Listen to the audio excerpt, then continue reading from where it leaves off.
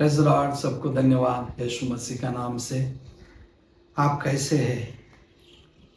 परमेश्वर को महिमा हो। आनंद में हैं, खुशी में हैं। प्रभु आपको खुशी रखे, प्रभु आपको आनंद में लेके जाए। प्रभु को महिमा हो। आइए हम वचन सुनेंगे जो पिछले वीडियो में और कुछ बचा है, उस वचन को हम सुनेंगे प्रियो। आइए उत्पत्ति पुस्तक 21 अध्याय 10 वचन को हम पढ़ेंगे। उत्पत्ति पुस्तक 21 अध्याय 10 वचन को हम पढ़ेंगे। सो इस कारण उसने इब्राहिम से कहा, इस दासी को पुत्र सहित बरबस निकाल दे, क्योंकि इस दासी का पुत्र मेरे पुत्र इसहाक के साथ भागी न होगा। परमेश्वर को महिमा हो। इसमें ये वीडियो में हमको सीखने का एक बात है, पति पत्नी एक मन होना चाहिए। पति पत्नी एक मन होना चाहिए। लिखा है इस वीडियो में, एक दूसरे के साथ कैसा रहना, कलीसिया में या परिवार में एक दूसरे के साथ कैसा रहना, एक दूसरे के साथ आपस में एक मन से रहो करके हम पढ़ा है। इस वीडियो पहला में हम पढ़ा है प्रियो। इससे पहले वीडियो में प्रियो, उसी वीडियो से हम कंटिन्यू कर रहा है। पति पत्नी आपस में एक मन से रहे, एक मन से रहे। कुछ लोग ऐसा कहता है पत्नी का बात नहीं सुनना चाहिए, पत्नी का बात नहीं सुनना चाहिए। लेकिन वचन हमको सिखाते हैं। शारा ने अब्राहम से कह रहा है, क्या कह रहा है?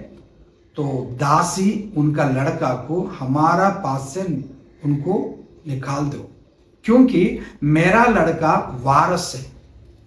वो दासी है, मैं स्वतंत्र हूं, मैं तुम्हारा पत्नी हूं। वो दासी है, तो उनका लड़का को तुम मेरे से दूर रखो। इस बातों से अब्राहम को बहुत दुख लगा। इस बातों में अब्राहम को बहुत दुख लगा। फिर भी इस वचन को आगे पीछे पढ़ लीजिए। फिर भी अब्राहम ने क्या करता है? उनका पत्नी का बात सुनता है।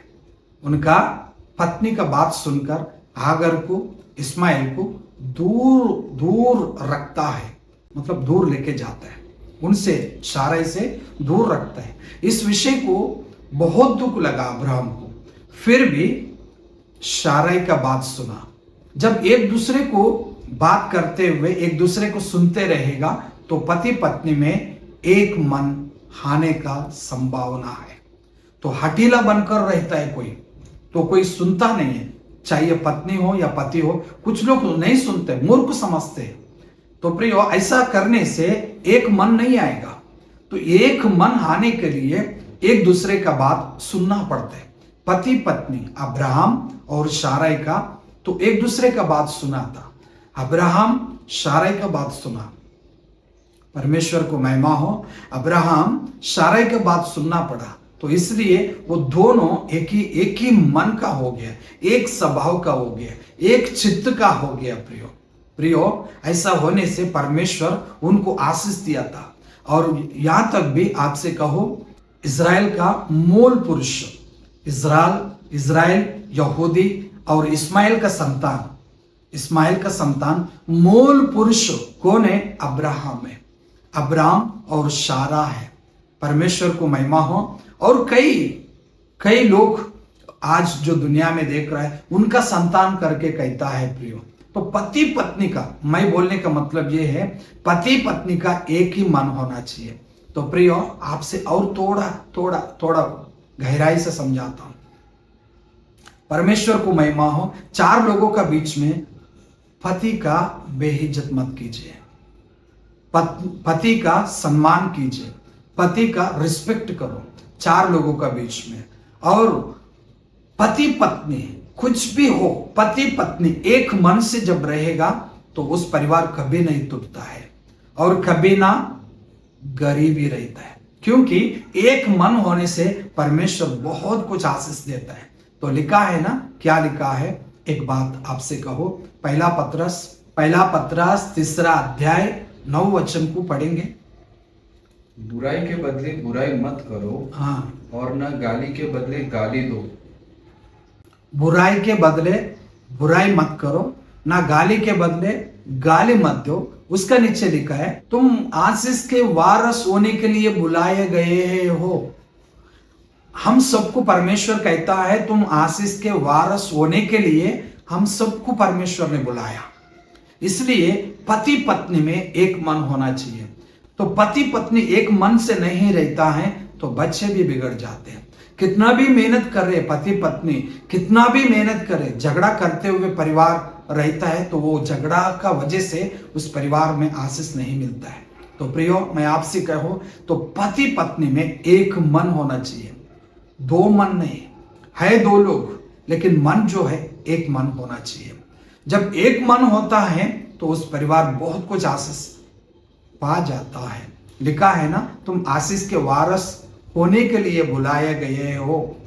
तो इसलिए उसका विपरीत नहीं, क्या नहीं करना है, तो हम गाली के बदले गाली नहीं देना, ना दोष के बदले दोष नहीं देना, और उसके बदले शाप भी नहीं देना। तो हमको पति पत्नी में एक सुनना पड़ता है। जब सुनते हैं तो उस परिवार टिकता है, जब ये नहीं सुनते उस परिवार में भेदभाव आ जाते हैं, जब ये नहीं सुनते तो उन परिवार में आशीष भी नहीं आते। प्रियो, परमेश्वर कहता है, क्या कहता है, आपस में एक दूसरे एक मन से रहो, कलीसिया में, परिवार में। प्रभु आपको आशीष करे। आइए छोटा से प्रार्थना करेंगे। हे पिता परमेश्वर, धन्यवाद देता हूं प्रभु, इस वचन से हमारे सभी भाई बहन को आशीष दीजिए प्रभु।